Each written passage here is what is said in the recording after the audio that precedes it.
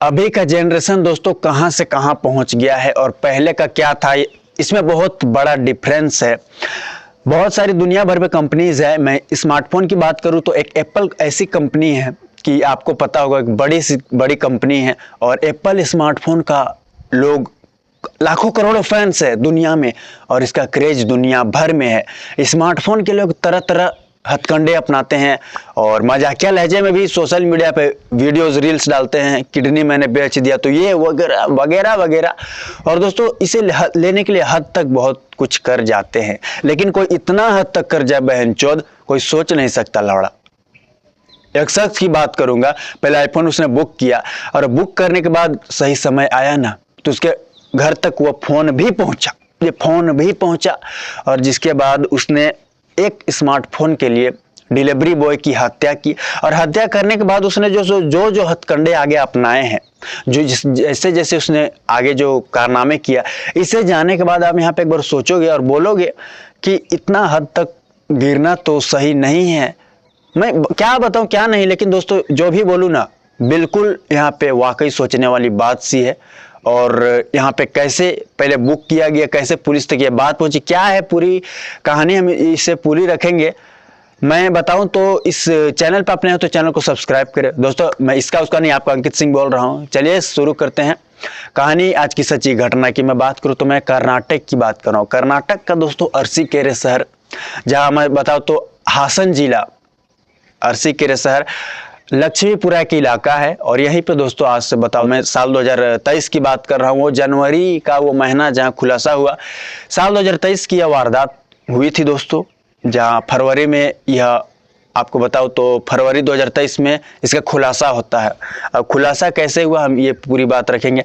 बताओ तो लक्ष्मीपुरा एक इलाका जगह है जहाँ पे एक हेमंत दत्ता नाम का शख्स, जिसकी उम्र 23 से 24 साल के आसपास, पढ़ाई के सिलसिले में वो वहाँ अपने परिवार, अपने घर परिवार छोड़कर वहाँ रहता था और वहीं पढ़ाई किया करता था। वो सिंगल बंदा था। तो समय बीत रहे थे दोस्तों। मैं यहाँ बताऊँ, उसने एक आईफोन बुक किया था लगभग 15 जनवरी 2023 को, और जो कि एक सेकेंड हैंड थी, जिसकी कीमत उसे कुल देनी थी तो 44,000 रुपये।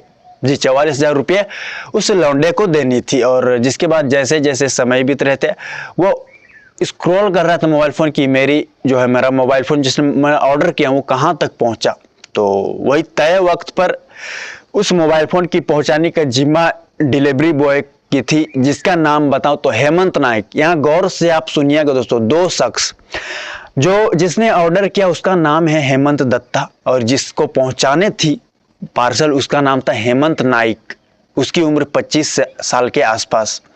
बताओ, जिसके बाद तय वक्त पर उसी एक दो दिन, आपको बता दूं, जो है हेमंत नाइक बताए हुए पते पर फोन की, आपको बता दूं, अपनी जिम्मेदारी निभाते हुए तय वक्त पर वहां उसके घर पर पहुंच जाता है। और जिसके बाद उसे कॉल करता है और कहता है कि सर, मैं आया हूं आपके पार्सल लेकर, इस नाम से आपका पार्सल आया है, आप जल्दी से आ जाओ क्योंकि मुझे आगे भी कहीं जाना है। बस उसने ये कहा।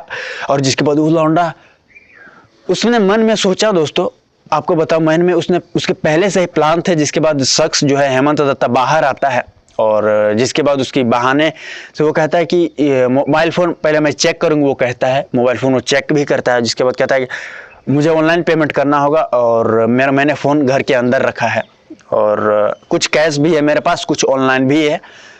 और जिसके बाद हेमंत नाइक को वो कहता है कि तुम चलो, आप चलिए मेरे साथ और पैसा ले लीजिए, ऑनलाइन भी है मेरे पास और कैश भी है।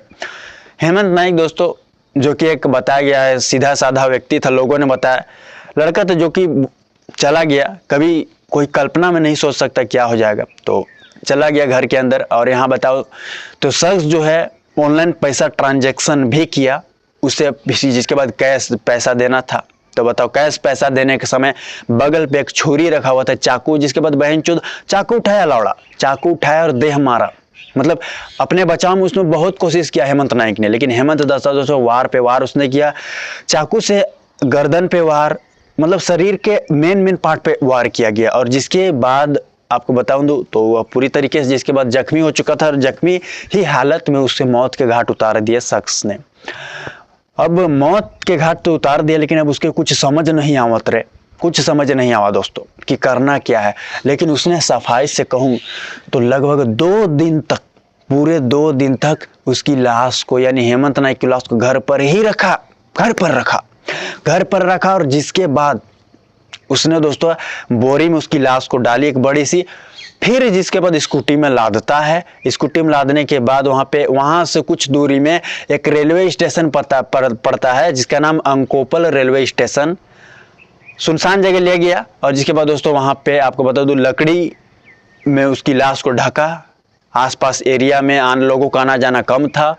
और जिसके बाद आग जलाकर शख्स को आग के हवाले कर दिया और लौंडा वहां से निकल गया। लेकिन दुनिया में कोई बड़ा जुर्म करे चाहे छोटा, बहनचोद तो बच नहीं सकता पुलिस के हाथ से, कानून के हाथ से। बताओ तो शख्स की भी यहाँ बताऊं तो दोस्तों वहां से तो वो निकल गया, लेकिन वो सब कारनामे, मतलब निकलते हुए, कारनामे तो नहीं बोलूंगा लेकिन निकलते हुए शख्स जो है कैमरे में कैद हुआ था और बोरी में लाते हुए भी कैमरे में कैद हुआ था।